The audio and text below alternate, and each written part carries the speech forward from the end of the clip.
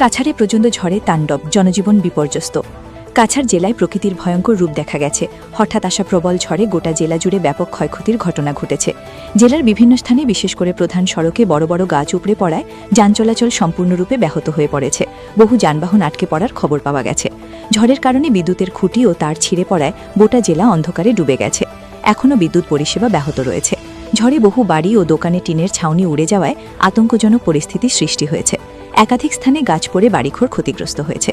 কাছাড়ের আরকাটিপুর, কাশীপুর, বাঁশকান্দি, সোনাই, কাটিগড়া, দয়াপুর, ধলাই, বড়খলা সহ প্রায় প্রতিটি গ্রামেই ব্যাপক ক্ষয়ক্ষতির খবর মিলেছে।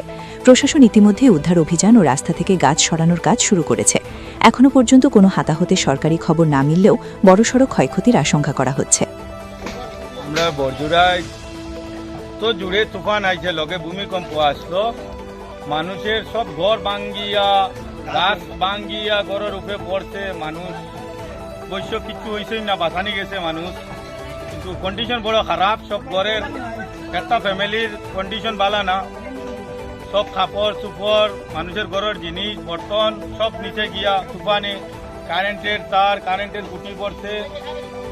হালকা কন্ডিশন খুব খারাপ, খুবই খারাপ। আর যেত দোকান ওই দেখো, দোকানের উপরে গাছ পড়ছে, পড়িয়া সব মাল উল সব তুফানে উড়াইয়া লইয়া গেছে গিয়া। সব টিন চাল উল নাই, কত বড় গাছ পড়ছে, মানুষ বাঁচি যায় ওটাও আল্লাহর কাছে শুকরিয়া। গ্রাম বরজুড়াই পুরা গ্রাম দোকান, সবের ঘর বাড়ি দোকান, বেতকান্দি বরজুড়াই পুরা এটা মানে কিতা কইতাম দেখো অবস্থা নাই। পুরা এটা খুঁটি, কারেন্টের খুঁটি, গাছ, দোকান ঘর সব খারাপ, সব শেষ।